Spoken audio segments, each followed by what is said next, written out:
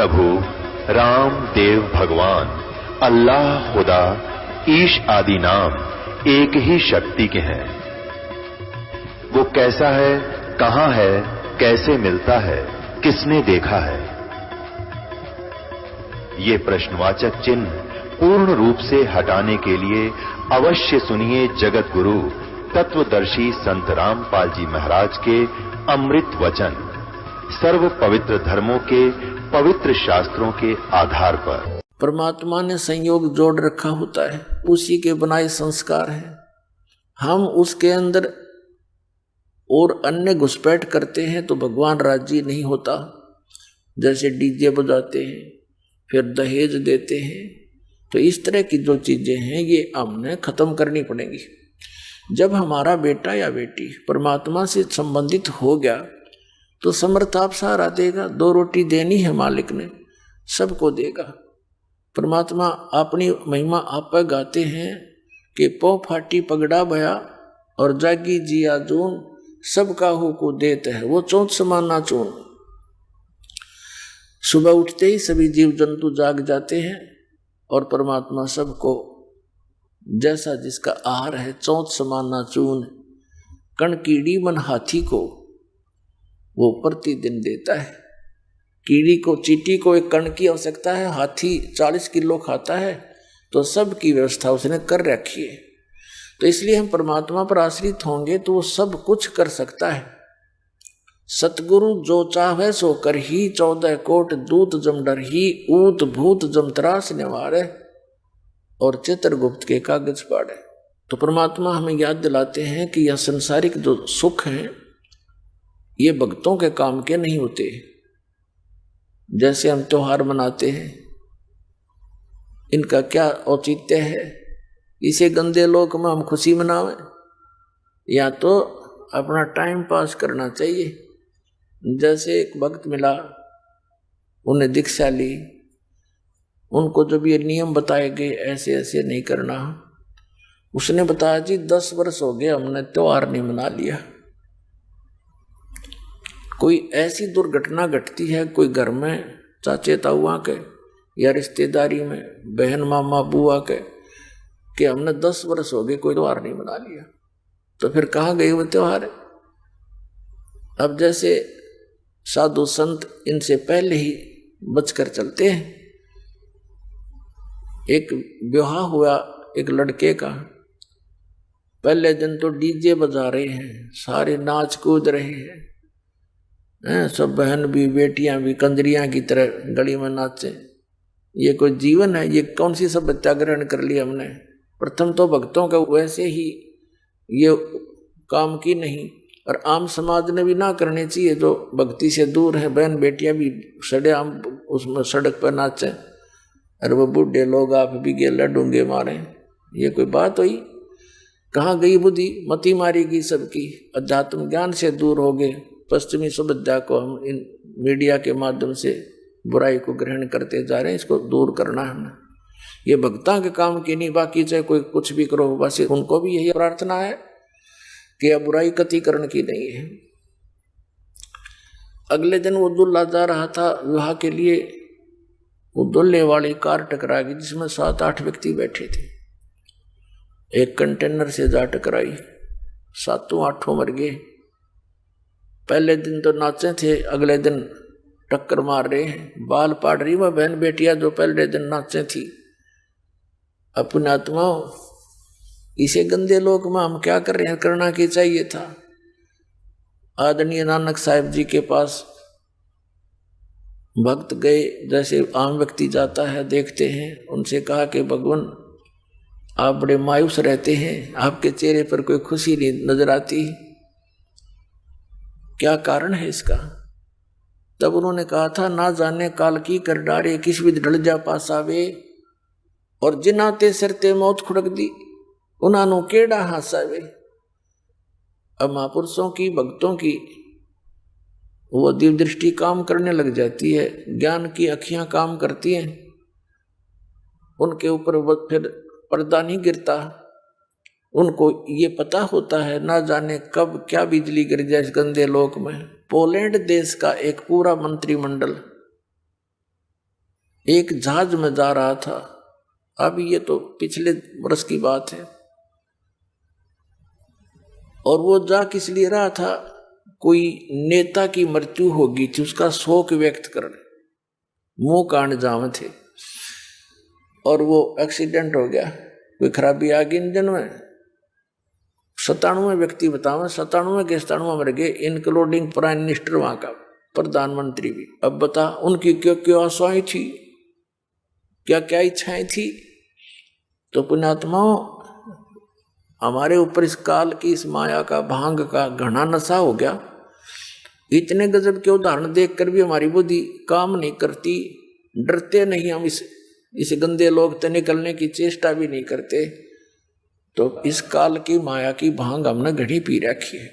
लेकिन इस ज्ञान के सुनने से ये एंटीबायोटिक है, इन्हीं से उतरेगी, या फिर भांग भी इन्हीं से उतरेगी, लगन भी इसी से जागेगी। जैसे हम माया जोड़न की होड़ बना रहे हैं, इसको छोड़न की और बुराई त्यागन की, फिर यहाँ देखा देखी या छूटेगी।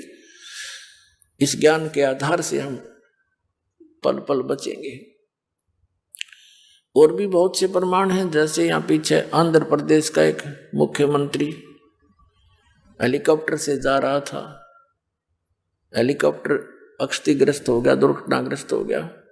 3 दिन में 100 पाया था उसका, और आगे माड़ा लिए खड़े थे उसके, भाई यहाँ आएंगे पता नहीं क्या क्या सुख देगा, तुमने क्या सुख देगा, उसकी आप पर क्या हालत होगी। तो हम भगवान को छोड़ के और इन नकली सुख देने वालों के चिपक गए। ये क्या दे सकते हैं जिनका आप पर अस्तित्व नहीं। तो इनसे हट के भगवान पर आस्था बनाओ, परमात्मा देगा। जब हमारा सारा काम ठीक होगा, हमारी रक्षा भी होगी, और परमात्मा ही सब कुछ करा सकता है और उन्हीं से करवा देगा। तो इसलिए हम मालिक पर विशेष आस्था रखेंगे, तो तभी हम इस भक्ति मार्ग पर आगे बढ़ेंगे। हमें रोज नए चमत्कार होंगे। जब तक हम भगवान को आधार मानकर इस भक्ति रूपी सफर पर नहीं चलेंगे और हम दूसरों पर आश्रित रहेंगे और भक्ति भी करती रहेंगे, तो हमने 50% लाभ होगा। 100% होगा जब हम पूर्ण विश्वास मालिक पर कर लेंगे। तो फिर देखना, ऐसे पीछे एक और था, कहाँ का, हिमाचल प्रदेश का, किसका था वो मुख्यमंत्री, 7 दिन में लाश पाई थी, हेलीकॉप्टर एक्सीडेंट को मर गया था। और कितने बताऊं, बहुत प्रमाण है, ये तो मुख्य से याद है। हरियाणा के 2 कैबिनेट मिनिस्टर शपथ लिए, 10 दिन भी ना हुए थे मेरे ख्याल में, हेलीकॉप्टर गिर गया, दोनों मर गए। तो पुण्यात्माओं, यहाँ संतों की इस वाणी को याद रखना चाहिए कि ना जाने काल की कर डारे, किस विध ढल जा पासा बे, और जिनाते सरते मौत खुड़क दी, उन्होंने केड़ा हासा बे। 1 सेकंड का पता नहीं कब के कहाँ से के कहानी बिगड़ जा। फिर नानक साहब जी से पूछा कि हे भगवान, क्या आप कभी प्रसन्न नहीं होते, सदा ऐसे ही रहते हो? तब उन्होंने कहा कि साध मले साढ़ साधी होंदी, और बिछड़ जा दिलगिरी वे, अखदे नानक सुनो जहाना मुश्किल हाल फकीरी वे। नानक साहब जी सत्संग किया करते थे महीने में 1 बार। तो कहा करते थे, जब ये साध नल साढ़ साधी होंदी, ये साध संगत जब वापस आ जाती है सत्संग सुनने के लिए, तो मेरी खुशी का ठिकाना नहीं रहता। और जब ये बिछुड़ कर जाते हैं, मुझे मायूसी छा जाती है कि ये बच्चे भगवान के संसार में जा रहे हैं। और संसार की और भक्तों की मर्यादा, उनके नियमों में दिन और रात का अंतर होता है, और यदि मर्यादा भंग हो जाती है तो परमात्मा का कनेक्शन कट जाता है। मर्यादा भंग होने से भगवान का हाथ उठ जाता है।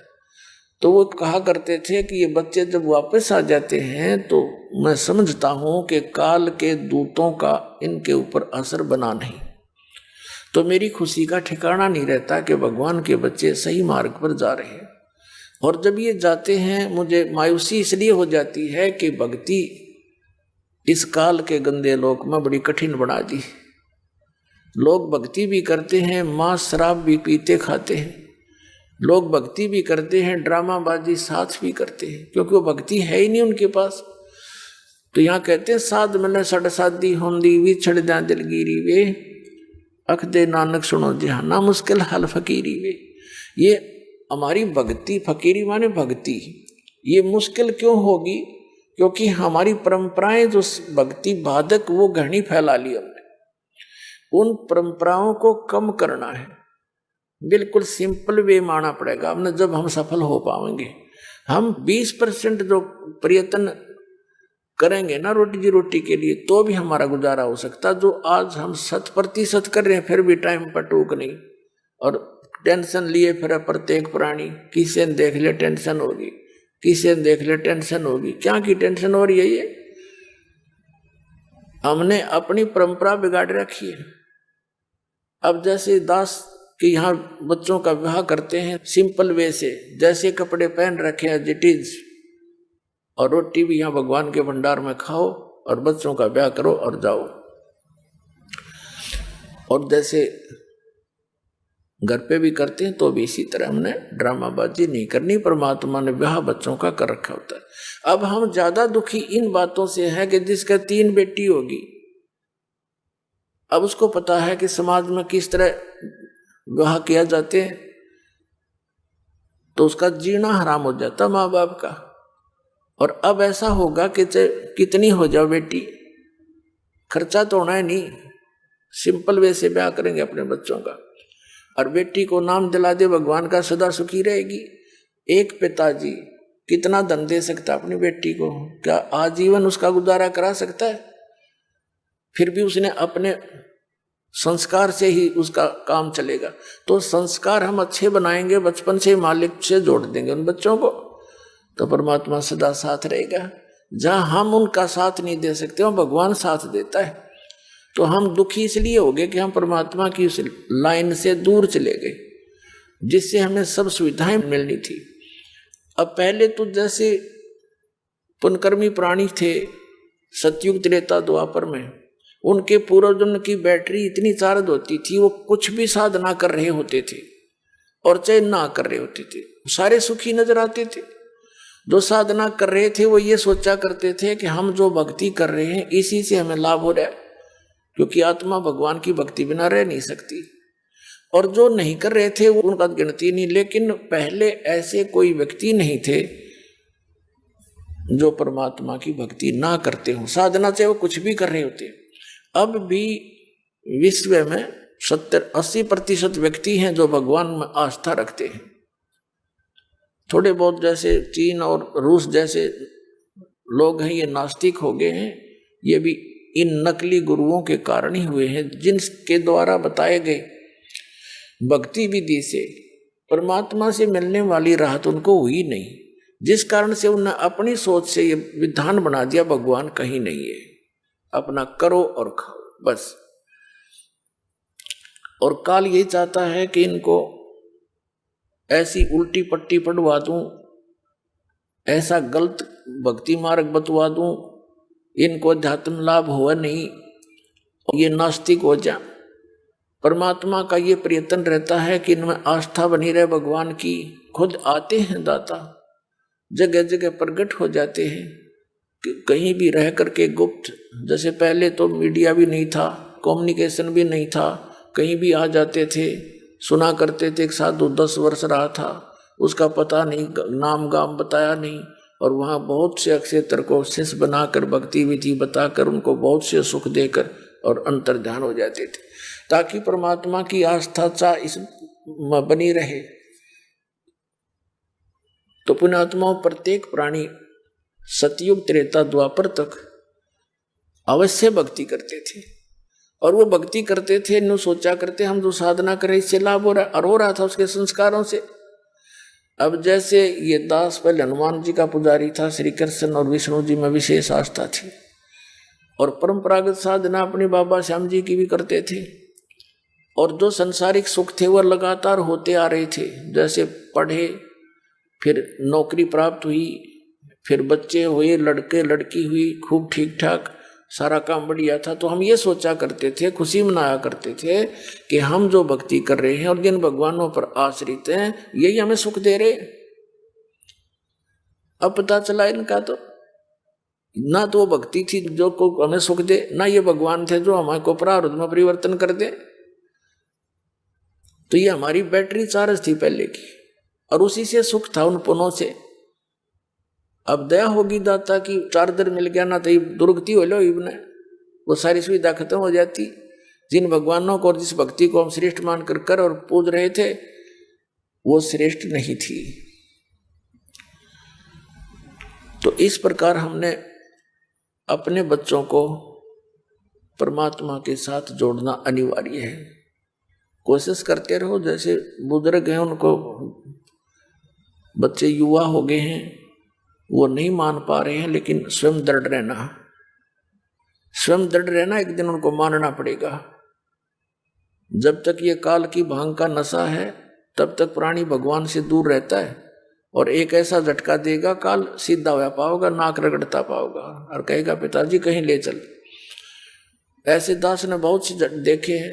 एक बहन का पति नहीं मानना था कि फौज से रिटायर होया था, 5-7 बोतल मिल जाती महीने में सस्ती फ्री, लावा गुट्टी टीटी पाक रहा था। उसके गले में कैंसर होगी।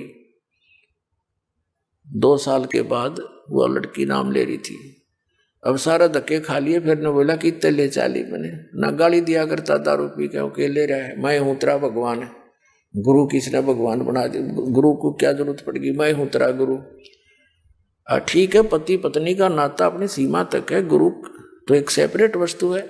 तो कहने का भाव ये पुण्यात्मा, परमात्मा से डर जिस प्राणी को नहीं है वो आधा तो उसे दिन मर ले है जिस दिन भगवान से नहीं डरता। और फिर काल का झटका आएगा, फिर उसको उठे को नहीं पूरा हो, तो आखिर में फिर आपके साथ आना पड़ेगा। तो इस प्रकार पूरा विश्व अब परमात्मा के चरणों में आएगा, क्योंकि इन भौतिक सुखों से ऊब चुके हैं लोग। हमने देखा एक बार हम गोवा गए हुए थे सत्संग करने के लिए। सत्संग का भी वहीं पर ऐसा स्थान नियुक्त हो गया जो समुद्र के बिल्कुल निकट था। तो हम उधर घूमने गए तो वहां दूर देश के आए हुए रिच मैन, धनी व्यक्ति उड़े नंगे लौट रहे समुद्र के किनारे ने कहा यहाँ शांति है। हम शांति ढूंढे माया में और वो माया छोड़ के शांति ढूंढे और रेत में। देख सारी उल्टी पढ़ाई पढ़ रखी हमने। तो ईब वस्त कति छक लेंगे इस भौतिक गाने गुणे सुनकर, टीवी टावी देख कर, मोबाइल तो भी बोर हो लेंगे, क्योंकि जो आत्मा को चाहिए वह वस्तु मिल नहीं रही। और मन की आदत है, एक वस्तु न देखेगा चाहेगा 10 दिन में रिजेक्ट कर देगा, और चाहिए। तो ये तो एक मालिक ने बढ़ुआ बताया है कि इसका तो कितना अंत है को नहीं। तो इसकी हर प्रकार से काल की जो डोर को टाइट करने के लिए, इसकी इच्छाओं का नाश करने के लिए तो तत्व ज्ञान की आवश्यकता होती है। जो भक्ति के अंदर सुख है प्राणी को, इस पृथ्वी की किसी वस्तु पर नहीं हो सकता, क्योंकि वो सुख है नहीं, हम सुख मान रहे हैं उनको। कबीर साहब कहते हैं झूठे सुख को सुख कहे ये मान रहा मन मोद, ये सकल चबी ना काल का, कुछ मुख में कुछ गोद। इस झूठे सुख ने सुख मान रहे हो तुम। ऋषि में फूले नहीं समाते, 1 सेकंड का भरोसा नहीं कब बिजली गिर जाए, फिर काहे की वस्तु। परमात्मा कहते हैं नंगा आया जगत में और नंगा ही तू जाए, और बीच में ख्वाबी ख्याल है मन माया भरमावे। कति निवस्त्र आया था, निवस्त्र ले जाएंगे, फूक आऊंगे जाकर, जब जागा यहाँ से तुझे कोई कपड़ा साथ नहीं चले तेरे। और बीच में ये थोड़ा सा ये बकवाद थी कर गया तो, और इस दौरान करना चाहिए था परमात्मा की भक्ति दान धर्म, उसके अभाव से जीवन नष्ट कर दिया। अब यहां परमात्मा कहते हैं यहां सुख नाम की चीज नहीं है। हमने इस दुख को ही सुख मान लिया। कैसे मान लिया? जैसे एक व्यक्ति के 3 पुत्र थे, एक की मृत्यु होगी, 2 शेष थे, वो बुरी तरह रो रहा था, हाहाकार मच रहा। तो सांत्वना व्यक्त करने के लिए, शोक व्यक्त करने के लिए आ रहे थे मित्र प्यारे, उनमें से एक व्यक्ति ऐसा आया जिसका एक ही पुत्र था, उसी की मृत्यु हो चुकी थी 2 वर्ष पहले। अब वहां बैठ गया आके, तो फिर सांत्वना देने वालों ने उसको कहा कि देखो भाई, ये तो यहां सभी के साथ बीत रही है, यहाँ का तो विधान है, अब कुछ बनने वाला है नहीं, क्यों अपनी आंखें खराब कर रहा है। देख, इसका इकलौता पुत्र था और वो भी चला गया। उसको फिर राहत होगी, यूं सोची, हे भगवान चोखा, मेरे 2 तो बच गए, इस बेचारे का एक ही था, वही मर गया। अब उसने इससे संतुष्टि हुई, सुख हो गया। अब वो खाक सुख हो गया कि बेटा आ गया वापस। सिर्फ हम एक दूसरे ने देख कर सुख मान रहे हैं, उससे दुखी, हमसे कुछ ज्यादा दुखी मिल जाता तो हम अपने को सुखी मान लेते। तो ये खाक सुख है। यहाँ पर एक व्यक्ति बता रहा था कि मेरी कन्या हुई, उसका गुदा नहीं थी, बड़ी चिंता हुई, कति नींद आना हराम हो गया, हे भगवान क्या बनेगा बेटी के साथ। एक मेडिकल में लेकर गए उसको, सरकारी पीजीआई में। तो जिस कक्ष में, जिस वार्ड में हम गए, तो वहां 4 और थी ऐसी बच्चे, लड़के और लड़कियां, उनके भी ऐसी गुदा नहीं थी। तो वहां जाकर कहता है कि फिर थोड़ी शांति हुई मुझे कि हे भगवान और भी दुखी है, बता यो खाक सुख हो गया, क्या मिल गया फिर उसको। तो परमात्मा कहते हैं झूठे सुख को सुख है ये मान रहा मनमोद, ये सकल जबीना काल का कुछ मुख में कुछ खोद। तो इसलिए परमात्मा कहते हैं मन तू चल रे सुख के सागर, जहाँ शब्द सिंधु रत्नागर। मन तू चल रे सुख के सागर, जहाँ शब्द सिंधु रत्नागर। कोट जन्म तन भर मत होगे, कुछ ना हाथ लग्या रे। कुकर सुकर खर बया बोरे, कौवा हंस बुगारे। मन तू चल रे सुख के सागर, जहाँ शब्द सिंधु रत्नागर। मन तू चल रे सुख के सागर। जैसे समुद्र के अंदर जहाज चला जाता है 200 किलोमीटर 300 किलोमीटर, तो वहां चारों तरफ दृष्टि फैलाकर जहाज के यात्री देखते हैं, जल के अतिरिक्त कुछ भी दिखाई नहीं देता। जहां तक नजर जाती है सागर ही सागर दिखाई देता है। तो परमात्मा कहते हैं वहां सतलोक में ऐसे सुख ही सुख है, सुख ही सुख का सागर है, वहां कोई दुख नहीं। और फिर क्या बताते हैं, कोट जन्म तन भर मत होगे, कुछ ना हाथ लग्या रे। कुकर सुकर खरबया बोरे, कौआ हंस बुगारे। कोटि जन्म तू राजा की न्या, मिटी न मन की आशा। विकसक होके दर दर घूम्या, ये मिला न निर्गुण रासा। असंग जन्म तन मरत्या होगे, जीवित क्यों ना मरे रे। 12 मध्य मैल मठ बोरे, बहुर ना दे धरे रे।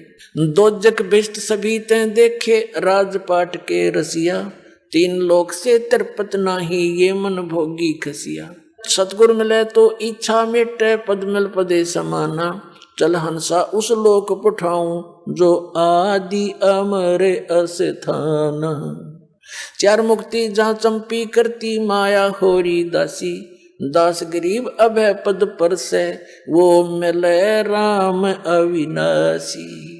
अब क्या बताते हैं, मन तू चल रे सुख के सागर, जहाँ शब्द सिंधु रत्नागर। कहते हैं कोट जन्म तन भर मत होगे, और कुछ नहीं हाथ लगा रे। कुकर सुकर खरबा बोरे, कौआ हंस बुगारे। कोटि जन्म तू राजा की न्याह, मिटी न मन की आशा। भिक्षुकों के तू दर दर घूम्या, और मिला नी निर्गुण रासा। अब क्या बताते हैं परमात्मा, इंद्र कुबेर ईश की पदवी, और ब्रह्मा वरुण धर्मराया। विष्णु नाथ के पुर को जाके तू फिर भी वापस आया। अपने आत्मा अध्यात्म ज्ञान के अभाव से हमने असंख्यों मनुष्य जीवन नष्ट कर लिए। भक्ति भी करते थे, साधना भी करते रहे लेकिन मोक्ष नहीं हुआ। गीता जी अध्याय नंबर 18 के श्लोक नंबर 62 में गीता ज्ञानदाता कहता कि अर्जुन तू सर्व भाव से उस परमेश्वर की शरण में जा जो गीता ज्ञानदाता से अन्य है। उसकी कृपा से ही तू परम शांति को और सनातन परम धाम को प्राप्त होगा। गीता जी अध्याय नंबर 15 के श्लोक नंबर 1 से 4 में इसका सारांश है कि तत्वदर्शी संत की पहचान बताई है जो उल्टे लटके हुए संसार रूपी वृक्ष के सभी विभागों को जानता है, यानी अक्षर पुरुष कौन है, सरपुरुष कौन है, शाखा क्या है, पत्ते क्या हैं और मूल यानी सबका उत्पत्ति करता कौन भगवान है। स वेदविद वो तत्वदर्शी संत है। तत्वदर्शी संत की प्राप्ति के उपरांत परमात्मा के उस परम पद की खोज करनी चाहिए जहां जाने के बाद साधक फिर लौटकर कभी संसार में नहीं आते। और जिस परमेश्वर ने सभी ब्रह्मांडों की रचना की है और उसके अतिरिक्त और किसी की भी भक्ति साधना उपासना नहीं करनी चाहिए। अपने विषय में गीता ज्ञानदाता अध्याय नंबर 2 के श्लोक 12 में, अध्याय नंबर 4 के श्लोक 5 और 9 में, गीता अध्याय 10 के श्लोक 2 में कहता है अर्जुन तेरे और मेरे बहुत जन्म हो चुके हैं, तू नहीं जानता मैं जानता हूं, मेरे जन्म और कर्म दिव्य हैं। इससे सिद्ध गीता ज्ञानदाता ब्रह्म है जो श्री कृष्ण जी में प्रवेश करके बोल रहा है, ये सरपुरुष काल है। इसकी पूजा करने से भी जन्म मृत्यु समाप्त नहीं होती, क्योंकि ब्रह्म साधना से ब्रह्म लोक जाते हैं। 8वें अध्याय के 16वें श्लोक में लिखा है कि ब्रह्म लोक पर्यंत सब पुनरावृत्ति में है। तो गीता ज्ञानदाता की भक्ति करने से भी मोक्ष पूर्ण नहीं होता, वो पद नहीं मिलता जहाँ जाने के बाद साधक फिर लौटकर कभी नहीं आते। श्री ब्रह्मा रजगुण, श्री विष्णु सतगुण, श्री शिव जी तमगुण की भक्ति करने से भी जीव जन्म मृत्यु में ही रहता है। जैसे देवी भागवत गीता प्रेस गोरखपुर से प्रकाशित सचित्र मोटा टाइप उसके 123 पृष्ठ पर भगवान विष्णु और शंकर स्वयं स्वीकार कर रहे हैं कि हमारा जन्म मृत्यु होता है, हम नित्य नहीं है, अविनाशी नहीं है। तो इससे सिद्ध हो गया कि इनकी साधना करने वाला भी नाशवान यानी उस स्थान को नहीं प्राप्त कर सकता जहाँ जाने के बाद फिर लौट कर नहीं आना पड़ता, और वहीं जाने के बाद वो शांति होगी, सुख होगा, और वो मिले बिना फिर सुख नहीं। यहाँ तो आप जेल में हो, यहाँ काल की। परमात्मा ने बताया कि 21 ब्रह्मांड काल की एक जेल है, एक पुण्य एक पापी आया, एक है सोम दलेल बे और गरीबदास सतपुरुष भजन बिन, सब ही इस काल की जेल रे। हम सभी काल की जेल में हैं जो साधना नहीं करते, चाहे पुण्य करते हैं चाहे पाप करते हैं। पुण्य के आधार से स्वर्ग चले गए, पाप के आधार से नरक, दोनों खाली करके फिर यहीं आ गए और फिर स्टार्ट ऐसे ही। तो ये चक्र परमात्मा की दया से अब समाप्त हो सकता है। अब क्या बताते हैं परमात्मा कि कोटि जन्म तन भरमत हो गए, कुछ नहीं हाथ लगा रहे।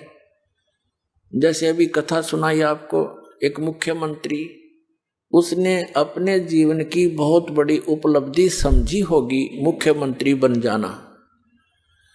अब मुख्यमंत्री भी उसके पिछले पुण्य थे, पिछली बैटरी चार्ज थी, उसी से वो बना। आगे अपने कल्याण के लिए तो सोचा ही नहीं, ऐसा हवा मुड़ जाता ये मन, और 1 मिनट में मृत्यु होगी। अब पता नहीं कहाँ भूत बनकर भूखा प्यासा घूम रहा होगा वो प्राणी। तो पुण्यात्माओं, परमात्मा के सभी बच्चे हैं, चाहे कोई आज अपने पुण्य से प्रधानमंत्री बन रहा है, चाहे पुण्य से वो मुख्यमंत्री बना है, चाहे गरीब है अमीर है, चाहे किसी भी पोस्ट पद को प्राप्त है, वो भगवान भूल गया, सबसे बड़ी गलती है उसकी। और दास का उद्देश्य है कि इन प्रमाणों को याद दिलाकर ये इंजेक्शन लगा कर एंटीबायोटिक इसको सचेत कर दूं प्रत्येक प्राणी को जो भगवान की आत्मा काल के द्वारा भ्रमित है, अपना अनमोल जीवन नष्ट कर रहे हैं, ये फिर से सुधर जाए, पेट का गुजारा भी करते रहे। इसमें एक सब्जेक्ट और जोड़ देना चाहिए, भक्ति वाला, और वो भक्ति हो शास्त्र अनुकूल। वो विश्व में किसी के पास है नहीं, इस दास के पास है। तो इतना आसान है, भक्ति भी करते रहे, अपना काम भी करते रहो, लेकिन मर्यादा में रहना पड़ेगा। मोक्ष होया पड़ा फिर दिखता को नहीं। रास्ता ना मिलने से आदमी भटकता रहता है, रास्ता मिला और सीधा चला, लूला लंगड़ा भी पहुंच जाएगा, 2 दिन पीछे पहुंच जाएगा। रास्ता ठीक नहीं मिल रहा, हमारे को मिसगाइड कर रखा, कोई इधर भरमा दिया, कोई इधर भरमा दिया, तो दिशा भ्रष्ट कर दिया हम सबको। परमात्मा के उस अध्यात्म ज्ञान के आधार से अब सबको दिशा ठीक देना चाहता है दास। अब परमात्मा बताते हैं कि कोटि जन्म तन भरमत हो गए, कुछ नहीं हाथ लगा रे। जैसे आदरणीय नानक साहिब जी के पूर्व जन्मों की कथा बताई है। सतयुग में ये पुण्यात्मा राजा अम्बरीश थे और इतने धार्मिक व्यक्ति थे, ऐसे धार्मिक राजा थे, कहते हैं इनके राज्य में जितना इसका क्षेत्र था, बकरी और शेर एक ही घाट पर पानी पीते थे। यानी उसकी भक्ति की कमाई से प्रत्येक प्राणी में अहिंसा खत्म हो गई थी। और एक बार ये जिसने सिद्ध ऋषि मानते थे दुर्वासा जी ने जाके उनके साथ ज्ञान संवाद किया था और अपने ज्ञान को उनके ऊपर थोपना चाहा था बाई फोर्स। और राजा अम्बरीश ने पहले तो उनके सामने हाँ भर ली, लेकिन अपनी क्रिया वो कर रहा था वही करता रहा। नेक्स्ट टाइम जब वो आया दुर्वासा को फिर वही क्रिया करते हुए राजा को देखा तो गुस्सा हो गया वो। उसने सुदर्शन चक्कर से शीश काटने के लिए, अम्बरीश को मारने के लिए सुदर्शन चक्कर छोड़ दिया। अब वो सुदर्शन चक्कर राजा अम्बरीश पर अटैक ना करके वापस दुर्वासा की तरफ मुड़ गया उसी को मारने के लिए। अब दुर्वासा भाग लिया, सिद्धि से उड़ गया। पहले शिव जी के लोक में गया, शिव जी ने कहा भी मेरे बस की बात नहीं, तू यहाँ से निकल। फिर ब्रह्मा जी के पास गया, ब्रह्मा जी ने भी हाथ जोड़ दिया, भाई ये मेरे बस का नहीं है, तू निकल यहाँ से, मुझे मरवाएगा। अब विष्णु जी के पास इसलिए नहीं जा रहा था क्योंकि राजा अम्बरीश विष्णु जी के पुजारी थे। आखिर में उसने वहां जाना पड़ा। जब भगवान विष्णु जी के पास वो पहुंचा तो सुदर्शन चक्र 10 कदम नीचे रुक गया हवा में और अम्बरीश विष्णु जी के चरणों में खड़ा था। तब विष्णु जी ने पूछा कि बोल भाई ऋषि जी क्या गुस्ताखी कर दी तूने, सुदर्शन चक्र क्यों तेरा पीछा कर रहा है। उसने फिर सारी कहानी बताई, जी ऐसे ऐसे मैंने राजा अम्बरीश के साथ बदतमीजी कर दी। विष्णु जी ने कहा कि उसी के पास जाओ, वो क्षमा करेंगे तो तेरी माफी होगी, मैं नहीं कर पाऊंगा। अब रो दुर्वासा वहां बैठ के विष्णु जी के चरणों में, हे भगवान। उसको इतनी संतुष्टि तो होगी थी दुर्वासा को कि यहाँ आने से ये रुक गया, खड़ा हो गया, दूर तेरे पे असर नहीं कर पा रहा। तो कहता है भगवान मुझे आपके शरण से कहाँ भेज रहे हो, मुझे मार डालेगा ही। तो विष्णु जी ने कहा मैं नहीं कुछ कर पाऊंगा, चरण उसके पकड़ जाके अम्बरीश के। तो और चारा ना देखा, चल पड़ा। एक बार पीछे न देखा, आगे न बाजे। राजा अम्बरीश के चरणों में जाकर कहा मुझे माफ करो। राजा अम्बरीश ने वो सुदर्शन चक्र हाथ में पकड़ लिया और शांत करके उसका दे दिया, ले तेरी तोब है। और भक्ति का मार्ग न्यारा है, ये सिद्धियां पिद्धियां ये तो बच्चों के खिलौने हैं। तो इतना विद्वान था और ऐसा भक्ति युक्त था वो प्राणी। अगले जन्म में वो राजा अम्बरीश राजा जनक हुए और राजा जनक के समय भी उस जीवन काल में उसने हजारों की संख्या में यज्ञ किए और जिस कारण से बहुत से जहां वो यज्ञ किया करते वो तीर्थ भी प्रसिद्ध हैं। और एक सुखदेव नाम के ऋषि थे, माँ के गर्भ से बैटरी चार्ज थी उसकी, पिछले जन्मों की, बाहर आती आकाश में उड़ के चला गया था, पिता माता के मुख भी नहीं देखा था और गुरु धारण नहीं कर रखा था उसने। भगवान विष्णु ने उसको अपने लोक से वापस कर दिया था कि तू निग्रह है, गुरु नहीं है तेरा, गुरु बना। भगवान विष्णु ने कहा था सुखदेव ऋषि को कि राजा जनक को गुरु बनाओ। अब वो बाल ब्रह्मचारी राजा जनक गृहस्थी सुखदेव ऋषि के सामने एक समस्या उत्पन्न हो गई थी कि भी मैं तो बाल ब्रह्मचारी और त्यागी और वैरागी सन्यासी एक गृहस्थी को कैसे प्रणाम करूंगा। इस काल ने हमारे कई बंधन बांध रखे हैं ताकि वो भक्ति ना कर ले। मान बड़ाई सबसे बड़ी दुश्मन है इस प्राणी की। कबीर साहब कहते हैं राज तजना सहज है, सहज त्रिया का ने, और मान बड़ाई ईर्षा दुर्लभ तजना ये। अरे इनके तजे बिना भगवान नहीं मिल सकता। कहने का भाव ये है, अंत में उसने राजा जनक से दीक्षा लेनी पड़ी। दास जो आज के सत्संग में तो सिद्ध करना चाहता है कि ऐसी पुण्यात्मा राजा जनक, ऐसा भक्ति युक्त एक सन्यासी ने चरणों में माथा टेका और शेष बनना पड़ा। और फिर वो क्या हुआ, कैसे चलता है ये काल हमारे को। जब पुण्यों से युक्त राजा जनक शरीर छोड़कर विमान में बैठकर जा रहा था, रास्ते में एक नरक था। उस नरक के अंदर 12 करोड़ आत्माएं उसमें अपना दुख भोग रही थी, हाहाकार मचा था। अब संत साधु दयालु होते हैं। राजा जनक ने उन पायलटों से कहा कि विमान रोको, ये रोने की आवाज कहाँ से आ रही है, पता करो। तो उन्होंने बताया कि जी यहाँ एक नरक है, इस नरक में अपने पापों का भोग भोग रही हैं सभी आत्माएं। तो राजा जनक ने कहा कि इनको छोड़ दो, इनका दुख मेरे से देखा नहीं जाता। तो पार्षदों ने जो साथ आए हुए थे भगवान के दूत, उन्होंने कहा कि नहीं राजा, यहाँ आपका हुक्म नहीं चलता, यहाँ तो धर्मराज के आदेश से सब कुछ होता है। तो उन्होंने कहा कि धर्मराज से मेरी बात कराओ, अन्यथा मुझे भी यहीं छोड़ दो। ये सारी समस्या धर्मराज के पास फोन किया उन्होंने। धर्मराज ने कहा कि राजन आप आ जाओ, इनका अपना कर्म इनके भोगना ही पड़ता है, तो जैसा कर्म प्राणी करता है उसको भोगना पड़ेगा, आप अपने स्वर्ग में जाओ। राजा जनक ने कहा कि नहीं, या तो इन सबको छोड़ दो, ना मुझे भी इसी में डाल दो, मैं नहीं जा सकता आगे। अब धर्मराज आ गया वहां पर। उसने एक विकल्प रखा कि राजन एक विकल्प है इसका, आप अपने पुण्य इनको दान कर दो, संकल्प कर दो, फिर हम इनको निकाल देंगे इस नरक से। तो राजा जनक ने अपने 50% पुण्य उनके निमित्त कर दिए। अब वहां से वह सभी आत्माएं निकाल दी और स्वर्ग में राजा जनक के साथ भेज दी। अपने आत्माओं, जब तक राजा जनक द्वारा दिए गए पुण्य एवरेज में सबके बांटा आए, वो पुण्य रहेंगे तब तक तो वो रहेंगे स्वर्ग में, और जो पाप उन्होंने भोगने थे वो शेष हैं, वापस फिर वो आकर अपना नरक फिर भोगेंगे। और उधर से राजा जनक 50% का उसका जाड़ा ले लिया, वो खाली कर दिया। अब फिर बाकी का समय अपना स्वर्ग में व्यतीत करके वही पुण्यात्मा नानक जी बने। श्री नानक देव जी सिख धर्म के प्रवर्तक पहले राजा बने, राजा अम्बरीश, राजा जनक, सैकड़ों लाखों नौकर सैनिक उनके नौकर होते थे।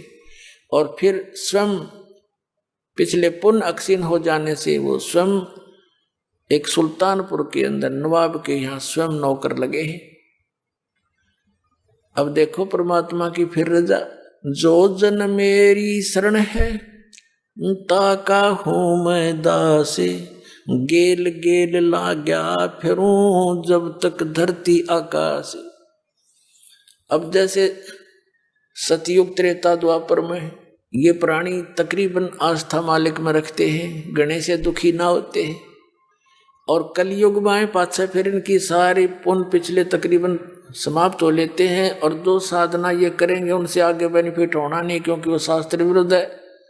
तो परमात्मा ने उस समय इसलिए सिलेक्ट किया था कि इस समय सबकी बुद्धि ठिकाना आ जाएगी और ज्ञान समझ लेंगे, और मैं जो मार्ग बताऊंगा उससे इनको सुख मिलेगा जो भगवान से मिला करता है, तो मुझे आसानी से पहचान लेंगे। तो नानक साहिब जी को परमात्मा के स्वयं मिले बेई नदी पर, और सचखंड लेकर गए, वहाँ की सारी व्यवस्था दिखाई, तो वापस छोड़ा। उसी दिन से नौकरी भी त्याग दी। ऐसी लगन लगी उस मालिक की। और फिर ये बता कि मैं काशी में आया हुआ, धानक रूप में, जुलाहे रूप में वहाँ रहता हूँ, आ जाना।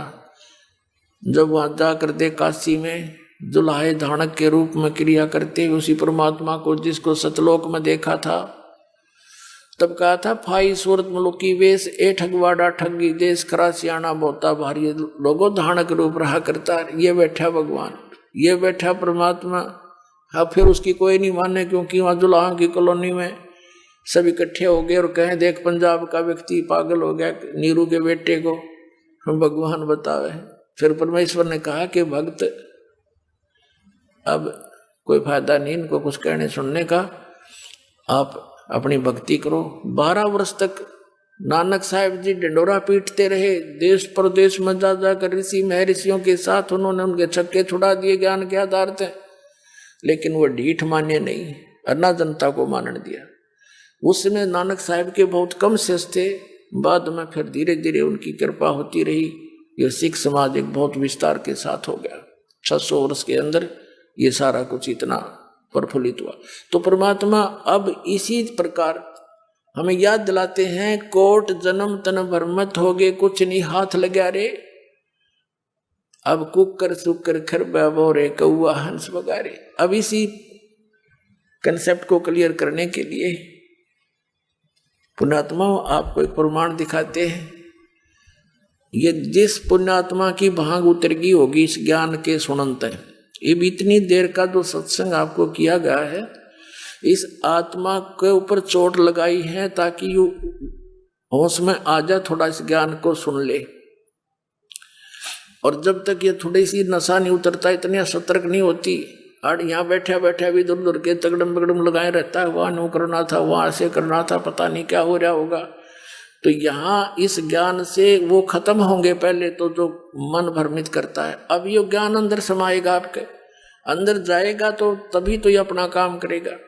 अब आपको एक ऐसा इतिहास दिखाते हैं, आपका कलेजा हिल जाएगा। जो साधनाएं तो आप कर ही नहीं रहे हो, जो इन महापुरुषों ने साधनाएं की उसके बाद इनकी ये ब्रह्मटी हुई। और अब कलयुग में तो वो भक्ति भी को नहीं जो वेदों अनुसार हुआ करती थी। तो आज के जो मार्गदर्शक हैं वो बिल्कुल ज्ञानहीन और भक्तिहीन प्राणी हैं, उनके पास कोई भक्ति नहीं ना कोई ज्ञान है।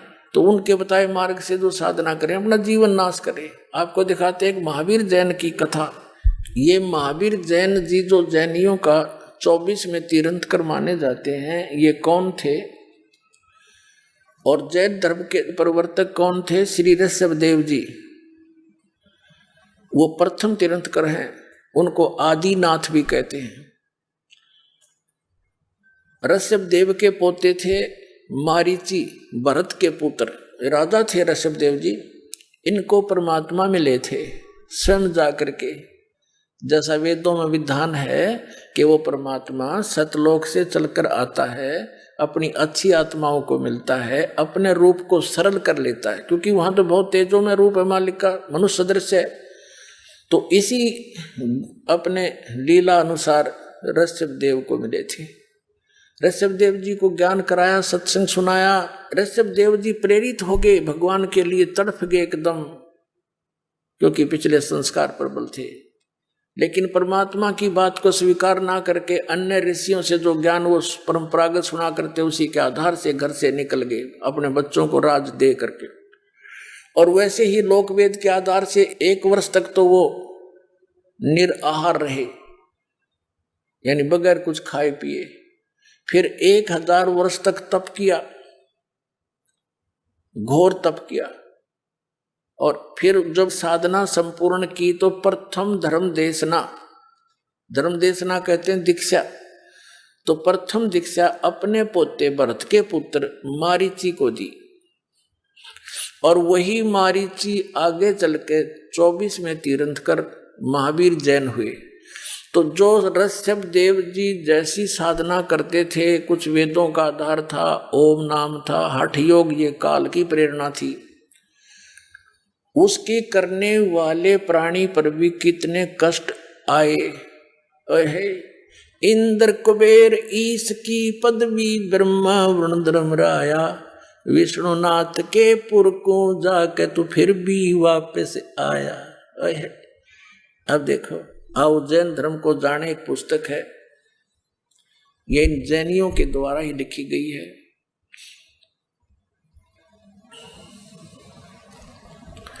प्रवीण चंद्र जैन M.A. शास्त्री इसके लेखक हैं। आओ जैन धर्म को जाने, ये है लेखक प्रवीण चंद्र जैन M.A. शास्त्री, जम्बू द्वीप हस्तिनापुर। प्रकाशक है श्रीमती सुनीता जैन, जम्बूद्वीप हस्तिनापुर, मेरठ उत्तर प्रदेश में। मुद्रिक है ये Dhirendra Jain, new Rishabh offset printers, Meerut. अब इसके हम 293 से शुरू करेंगे। यहाँ 293 पृष्ठ है ये प्रश्न उत्तर लिखे हुए हैं। श्री महावीर भगवान के अन्य कौन कौन से नाम हैं? उत्तर दिया है अन्य 5 नाम हैं, वीर, अतिवीर, सम्मति, महावीर एवं वर्धमान। अब हम आगे आ जाएंगे 294 पृष्ठ पे। आओ जैन धर्म को जाने। महावीर भगवान के जीवन का कथन कहाँ से आरंभ होता है? उत्तर पूर्वा नामक भील की पर्याय से, यानी मारीची से पहले ये एक पूर्वा नामक भील था। पूर्वा भील कौन था? उसने क्या किया? पुष्कलावती देश की पुंडरी कीणी नगरी में वह भीलों का राजा था। उसने सागरसेन मुनिराज से मद मास मधु का त्याग व्रत लिया था, जिसे जीवन पर्यंत पालन किया। श्री महावीर भगवान का जीव पूर्वा भील की पर्याय से कहा गया? पूर्वा नामक भील के जीवन को पूरा करके कहा गया। पहले 100 धर्म स्वर्ग में एक सागर की आयु वाला देव हुआ। 100 धर्म स्वर्ग में चला गया, वहां देव हुआ। फिर पहले स्वर्ग के बाद श्री महावीर भगवान का जीव किस पर्याय में गया? भरत चक्रवर्ती की रानी अनंतमती से मारीची नामक ज्येष्ठ पुत्र हुआ। अब देखो, ये मारीची भरत का पुत्र, राजा ऋषभदेव का पोता। तो आपको थोड़ा इतिहास और दिखाना पड़ेगा। ये एक पुस्तक है जैन संस्कृति कोश, जैन इतिहास संस्कृति कला एवं पुरातन, प्रथम खंड। लेखक हैं प्रोफेसर भागचंद्र जैन, भास्कर। जैन संस्कृति कोश, जैन इतिहास संस्कृत कला एवं पुरातन, प्रथम खंड। लेखक हैं भागचंद्र जैन, प्रकाशक हैं डॉक्टर भागचंद्र जैन, भास्कर। मानद निदेशक सन्मति प्राच्य शोध संस्थान, नो एक्सटेंशन एरिया, 23 तुकाराम चाल, सदर नागपुर। ये और भी यहाँ, और ये प्राप्ति स्थान इनके यहाँ पर है। अब ये है स्वर्गीय पूज्य पिता श्री गौरीलाल जैन एवं मातु श्री पूज्या तुलसी देवी जैन की पुण्य स्मृति में सादर समर्पित, जिनके प्यार दुलार से और सम्मति से, स्नेह से, सहयोग से मैं यहाँ तक पहुँच सका हूँ। भागचंद्र जैन। और इसकी कीमत देखो, इन पुस्तकों की 3000 रुपये कीमत है। 3000 रुपये 3 खंडों का भारत में, और विदेशों में $200। ये तो और गणे हो जाते हैं। अब भारत में 3 है ये पुस्तक, ये सबसे मोटी है जो मैं आपको दिखा रहा हूँ। ऐसी ऐसी और भी हैं, ये एक और है ऐसी, ये जैन संस्कृति कोश द्वितीय भाग। एक और है तीसरा। तो इनके तीनों के मिलाकर 3000 रुपये। आज तक मेरे ख्याल में ये 10,000 की होंगी। ये तो सन 2003 में हम ले आए थे, जब इसके 1000 रुपये एक पुस्तक के, और इकट्ठी दें तीनों 3000 रुपये में हैं। और ये इनका बिल्कुल इतिहास है, और इनका मान्यता प्राप्त इन्हीं के द्वारा लिखा हुआ। अब इसके हम चलते हैं 175 पृष्ठ पे। ये देखिएगा 175 पृष्ठ पे। ऋषभ के पौत्र मारीची भरत के पुत्र को पुराणों में वैदिक धर्म का प्रवर्तक माना गया। ये मारीची जो है वैदिक धर्म का प्रवर्तक है, जिसको वैदिक धर्म के गुण गाए जाते हैं। ये मारीची उसका प्रवर्तक है, यानी उसका निर्माता है, उसका मुखिया है वैदिक धर्म का। अब देखो, और यही मारीची जैन परंपरा में आगे चलकर महावीर वर्धमान बना, महावीर जैन हो गया। यो ये आगे दिखाते आपको। ये है 176 पृष्ठ पे तीर्थंकर ऋषभदेव की जीवन घटनाएं। तीर्थंकर ऋषभदेव अंतिम कुलकर नाभिराज के पुत्र थे। उनकी माता मरु देवी थी। वे इक्ष्वाकु वंशी नाभिराज अयोध्या के एक लोकप्रिय राजा थे। तरुण होने पर नाभिराज ने ऋषभदेव का विवाह सुनंदा और सुमंगला से कर दिया।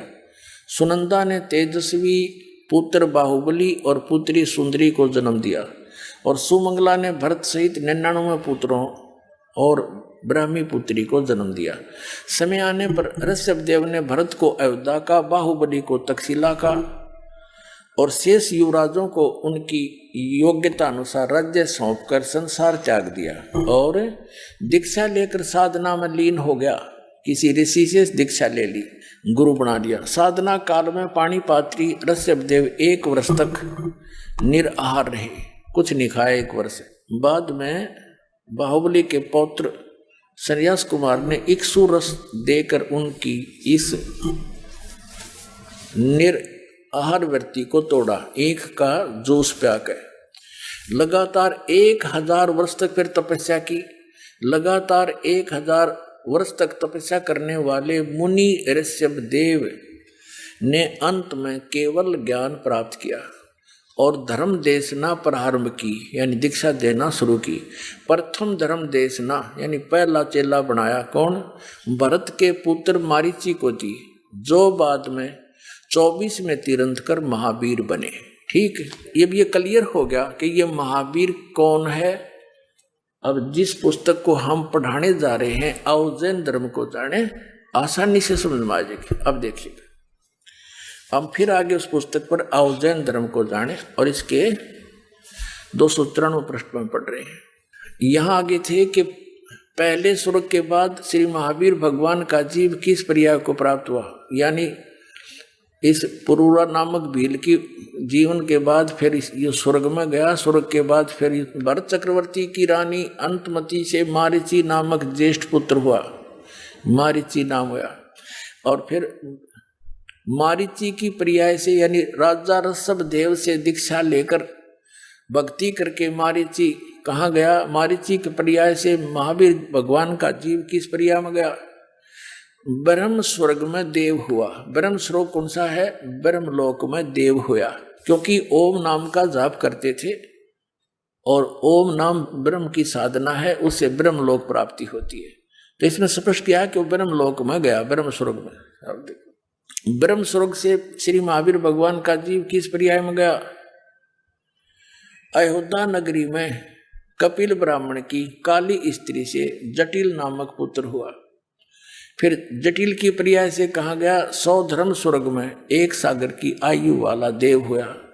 फिर कहा गया इसी भरत क्षेत्र में सूतिका नामक गांव में अग्निभूत ब्राह्मण की गौतम स्त्री से अग्निशय नामक पुत्र हुआ। फिर कहा गया फिर स्वर्ग में गया। फिर स्वर्ग से कहा गया भरत क्षेत्र के मंदिर नामक गांव में गौतम ब्राह्मण की कौश की पत्नी से अग्निमित्र नाम का पुत्र हुआ। फिर कहा गया महेंद्र स्वर्ग में चला गया। महेंद्र स्वर्ग से महावीर भगवान का जीव कहा गया। अब 295 पढ़ रहे हैं। मंदिर नगर में सालकाय ब्राह्मण की पत्नी से भारद्वाज नामक पुत्र हुआ। आइए अब हम उन श्रद्धालुओं के अनुभव जानते हैं जो जगत गुरु तत्वदर्शी संत रामपाल जी महाराज जी से दीक्षा प्राप्त कर चुके हैं तथा उनके द्वारा बताए गए भक्ति मार्ग पर चल रहे हैं। नमस्कार जी। सत साहिब जी। क्या नाम है जी आपका? सुरेंद्र राम कुशवाहा। सुरेंद्र जी, आप कहाँ से हैं? ग्राम रमरेपुर, तहसील सकलडीहा, चंदौली से। सुरेंद्र जी, संत रामपाल जी महाराज से नाम दीक्षा आपने कब ली? सर 4 अप्रैल 2016 को। सुरेंद्र जी, संत रामपाल जी महाराज से नाम दीक्षा लेने से पहले आप क्या भक्ति साधनाएं किया करते थे? जी, नए सरकार चंदौली में है एक, उन्हीं से मैं नाम दीक्षा ले रखा था, उन्हीं की भक्ति मैं किया करता था। फिर आप संत रामपाल जी महाराज की शरण में कैसे आए? एक संत रामपाल जी महाराज के शिष्य थे, उन्होंने मुझे एक ज्ञान गंगा पुस्तक दी। मेरा पुत्र मरा हुआ था, एक ही इकलौता बेटा था, और उन्होंने कहा कि भगत जी इस चीज़ को पढ़िए आप, तो आपको शांति मिलेगी। तो मैंने उस पुस्तक को पढ़ा। जब उस पुस्तक को पढ़ा तो मुझे 3 दिन तक नींद नहीं आई। फिर मैंने उस पुस्तक में पढ़ा कि जहाँ मैं भक्ति करता था, जिस गुरु के पास था, उसमें लिखा था गुरु ब्रह्मा गुरु विष्णु गुरु देवो महेश्वर गुरु साक्षात पर ब्रह्म तस्मै श्री गुरुवे नमः। तो इसे मुझे हृदय को झटका लगा कि ये भी पूर्ण गुरु नहीं है। तब मैं 4 अप्रैल 2016 को संत रामपाल जी महाराज के से नाम दीक्षा ग्रहण की। सुरेंद्र जी, संत रामपाल जी महाराज से नाम दीक्षा लेने के बाद आपको क्या क्या लाभ मिले? संत रामपाल जी महाराज से नाम दीक्षा लेने के बाद मुझे शारीरिक सुख मिले, मानसिक और आर्थिक स्थिति भी सुधरी, और सबसे बड़ा लाभ, मेरी बेटी को यूट्रस में कैंसर था। मैंने कैंसर का इलाज चंदौली सरकारी अस्पताल में दिखाया और वहाँ पर एक्सरे और सारा रिपोर्ट मैंने लिया, तो डॉक्टर ने बोला कि बिना ऑपरेशन का नहीं ठीक होगा, ऑपरेशन करवाना ही पड़ेगा। तो मैंने कहा कि मेरे पास पैसे इतने नहीं हैं, मैं ऑपरेशन नहीं करवाऊंगा। पूर्ण परमात्मा संत रामपाल जी महाराज के चरणों में जाकर मैंने समर्पण किया और परमात्मा से बेटी को नाम दिलाया। जिस दिन मैंने नाम दिलाया, नाम लिया, उसी क्षण जो है पेट का दर्द गायब हो गया। उसके बाद से आज तक कोई तकलीफ नहीं हुई, बिना ऑपरेशन के, बिना दवाई के, और मेरी बेटी का कैंसर ठीक हो गया। जबकि डॉक्टरों ने कहा था कि बिना ऑपरेशन का ये नहीं ठीक होगा, ऑपरेशन करवाना ही पड़ेगा। तो मैंने कहा कि मैं ऑपरेशन नहीं करवाऊंगा, मैं परमात्मा के शरण में जाकर परमात्मा से नाम लिया, दीक्षा दिलाया। उसके बाद मेरी बेटी का सर्व रोग नाश हो गया। मेरे कान के पर्दे में छेद था, मैंने एक्सरा करवाया चंदौली हॉस्पिटल में, फिर मुंबई केएम हॉस्पिटल में मैंने दिखाया। वहाँ के भी डॉक्टर बताए कि कान के पर्दे में छेद है, कान के पर्दा लगाना पड़ेगा, बिना ऑपरेशन का नहीं होगा। तो मैंने फिर कहा कि मेरे पास इतने पैसे नहीं हैं, मैं ऑपरेशन नहीं करवा सकता। फिर मैंने पूर्ण परमात्मा संत रामपाल जी महाराज से मैं प्रार्थना की। उसके बाद ये मेरे कान का पर्दा ठीक हो गया। उसके बाद फिर गया दिखाने के लिए डॉक्टर को, वापस केएम हॉस्पिटल में फिर गया, तो वहाँ पर डॉक्टरों ने कहा कि आपके कान का पर्दा ठीक है, ऑपरेशन की कोई ज़रूरत नहीं है। तो मैंने सर कहा कि आपने कहा था कि ऑपरेशन करवाना पड़ेगा। तो फिर पूछे कि आप क्या करते हो? तो मैंने कहा संत रामपाल जी महाराज की मैं भक्ति करता हूँ, इसलिए मैं ठीक हो गया। आप मेरा रिपोर्ट देख सकते हैं। भक्तमती को मैंने बोला कि अकाउंट में जा कर के देखो कितने पैसे हैं। तो मेरे अकाउंट में सिर्फ 300 रुपये था, मैंने देखा था। तो भगतमती ने अकाउंट गई चेक करने, तो उसमें अकाउंट में 11,300 रुपये था, आया हुआ था। और मैंने कहा कि जो पैसा उसमें से निकाल करके सुनार का कुछ पैसा बकाया है उनका दे देना। तो वो देने के लिए वहाँ गई, तो सुनार ने बोला कि आपका कोई पैसा नहीं, सब पैसा चुकता है। संत रामपाल जी महाराज की दया से ये सब कुछ हुआ। सुरेंद्र जी, संत रामपाल जी महाराज की शरण में आने के बाद आपको बहुत सारे लाभ मिले, जैसे कि आपने बताया कि आपकी बेटी को कैंसर था और संत रामपाल जी महाराज से नाम दीक्षा लेने के बाद जो कैंसर जैसी खतरनाक बीमारी थी वो बिना ऑपरेशन, बिना दवाई के ठीक हो गई। तो जो दर्शक आज आपको टीवी पर देख रहे हैं और वो भी किसी न किसी बीमारी से ग्रस्त हैं और संत रामपाल जी महाराज से नाम दीक्षा लेना चाहते हैं, तो कैसे ले सकते हैं? संत रामपाल जी महाराज का सत्संग आता है, आप लोग सत्संग सुनिए और सत्संग सुनकर उस पर नीचे पीली एक पट्टी चलती है, उस पर सारे फ़ोन नंबर हैं, उस नंबर से आप फ़ोन करके बात कर सकते हैं। और हर ज़िले में नामदान केंद्र है, परमात्मा ने खोल रखा है। जिस भी भगत आत्मा को नाम दीक्षा लेना है वो अपने नामदान केंद्र पर जा कर के नाम दीक्षा ले सकते हैं। धन्यवाद सर। सत साहेब जी।